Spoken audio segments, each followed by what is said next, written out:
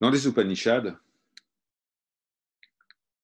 nous trouvons 3 indications censées guider le cherchant spirituel vers le souvenir du soi. La première indication est de ne penser qu'au Seigneur en permanence, d'en faire une obsession constante. La deuxième indication est de ne parler que du Seigneur, de ne pas se perdre en conversations mondaines, inutiles ou profanes, mais de ne parler que du Seigneur, avec toute personne et en toutes circonstances. La troisième indication est de consacrer l'essentiel de son temps à être en présence d'autres cherchants spirituels, d'éviter le kusang, la mauvaise compagnie, et d'y préférer le satsang, la sainte compagnie. Ces indications sont précieuses et elles constituent un socle indispensable à toute pratique, sadhana,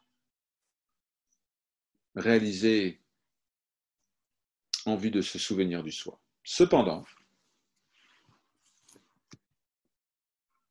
il faut effectuer cela en gardant en tête que ce que nous recherchons n'est pas extérieur, que ce que nous recherchons n'est pas éloigné,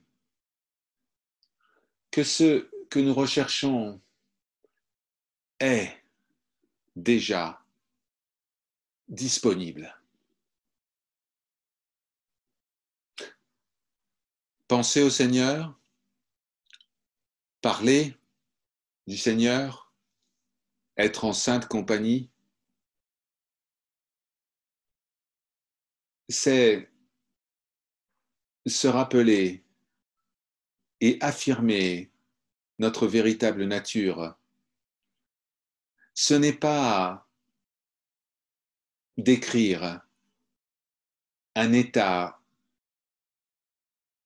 de dualité où il y aurait le petit jeu qui devrait s'unir au grand jeu universel, qui devrait le rejoindre.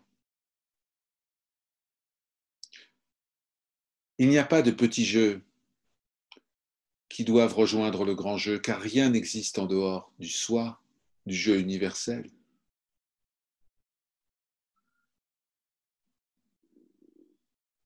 Cela doit être bien compris.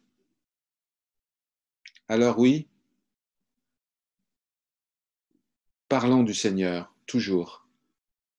Oui, pensons au Seigneur, toujours. Oui, cultivons la compagnie d'êtres qui recherchent, ou plus exactement qui souhaitent se souvenir du Seigneur.